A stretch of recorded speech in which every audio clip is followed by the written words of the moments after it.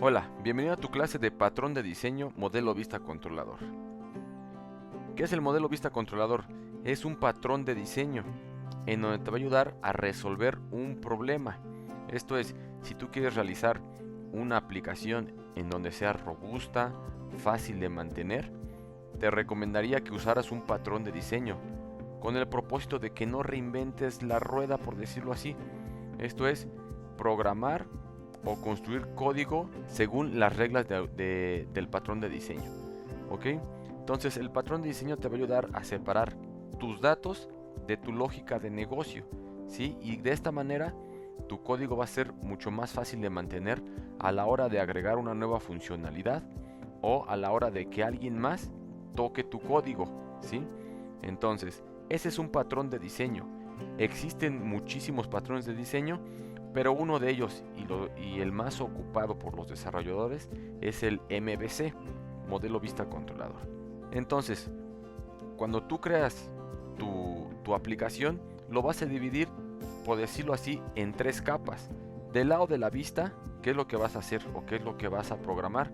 Pues bien, como su nombre lo dice, es toda la vista, todo lo que el usuario pueda ver, ¿sí? Todo lo que el usuario pueda interactuar.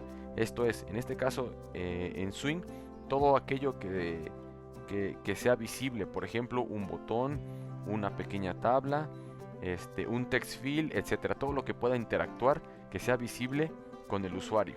Por el lado del controlador, aquí es donde vas a poner o vas a meter toda la lógica del negocio. Obviamente esta capa no la va a ver el usuario final. Aquí es donde vas a poner toda tu lógica. Esto es el motor, ¿sí? Hacer operaciones, hacer validaciones, etcétera. ¿Ok? Y después tenemos como la última capa del modelo. El modelo sería pues el acceso a los datos. Esto es, puede ser una base de datos como tal, un MySQL, un Oracle, un Postgres, lo que sea. Cualquier cosa que sea una base de datos. Además, no necesariamente puede ser una base de datos, sino también un archivo de texto o un XML o un JSON. ¿Ok? Bueno, esto es la estructura o la arquitectura del modelo vista controlador y que requieres codificar mediante capas, ¿sí? Para que tu código sea mantenible, para que sea robusto, fácil de ocupar, etcétera. ¿Ok? Y bien, ¿cómo es que interactúan estas capas? Bueno, tenemos aquí al usuario, que es la interfase, el usuario está viendo la computadora, está viendo tu aplicación y lo primero que él ve es la capa de la vista, ¿sí? Esta es la vista. Entonces, lo que va a hacer la vista es, por ejemplo, el usuario ve la vista, da un clic a un botón para guardar, por ejemplo. Le da a guardar y a lo que inmediatamente después de la vista se va a ir al controlador. ¿Qué es lo que va a hacer ese botón de guardar? Pues va a recuperar los datos, por ejemplo, el nombre, los apellidos, sexo, etcétera. Después de ahí, ya que los recupera, hace validaciones si tú quieres, todo lo hace mediante el controlador. Podemos decirlo que una clase va a ser el controlador. Por ejemplo, una clase que valide, que recupere datos. Ya que haya pasado por la validación, ya que haya recuperado todos esos datos, ahora sí, se va al modelo, ¿sí? Y aquí en el modelo es donde guarda en un XML, en un JSON o en una base de datos.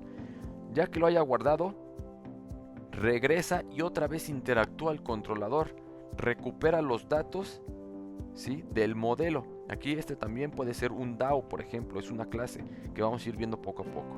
Entonces, esta clase modelo, por decirlo así, va a regresar los datos ya hechos o te va a regresar un mensaje de que fue exitoso ese guardado.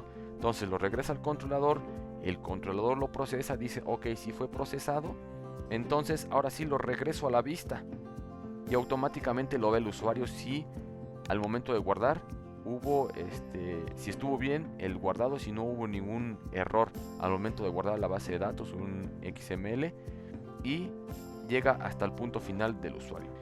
Entonces así es como funciona el MVC y así es como vamos a ocupar o vamos a clasificar nuestras clases de ahora en adelante.